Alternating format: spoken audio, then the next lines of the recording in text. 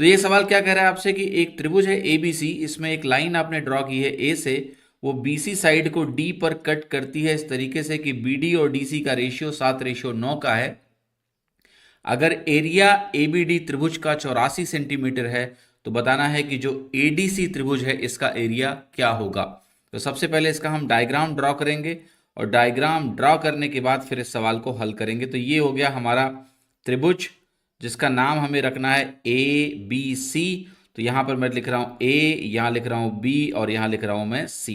अब मैं A से एक लाइन खींचने जा रहा हूं जो BC को D पर काटेगा, तो कुछ D यहां पर आएगा और मुझे ये दिया है कि BD और DC का रेशियो 7:9 है।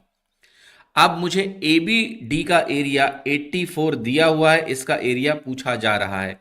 तो देखिए, जब भी आपको ऐसे त्रिभुज दिखाई दें जो त्रिभुज का जो बेस है वो सेम लाइन पे है, बेस सेम लाइन पे है, एक लाइन है ऐसी, इसी पे BD है, इसी पे DC है, और जो शीर्ष है वर्टेक्स है वो भी सेम हो। जैसे अगर आप ABD त्रिभुज की बात करें तो शीर्ष क्या है A, और अगर आप ADC त्रिभुज की बात करें तो शीर्ष क्या है A।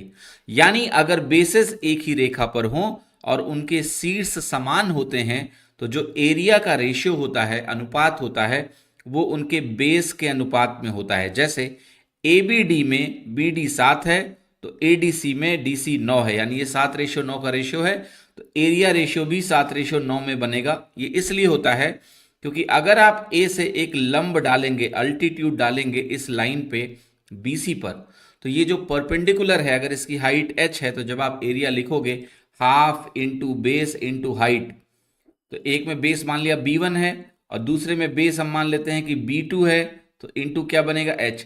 लेकिन चूंकि शीर्ष सेम है और रेखाएं जिन पर ये बेसेस हैं वो सेम है, तो ये अल्टीट्यूड की लेंथ सेम होगी और ये अल्टीमेटली सब कट जाएगा और बेस रेशियो में ही हमारा एरिया रेशियो आ जाएगा।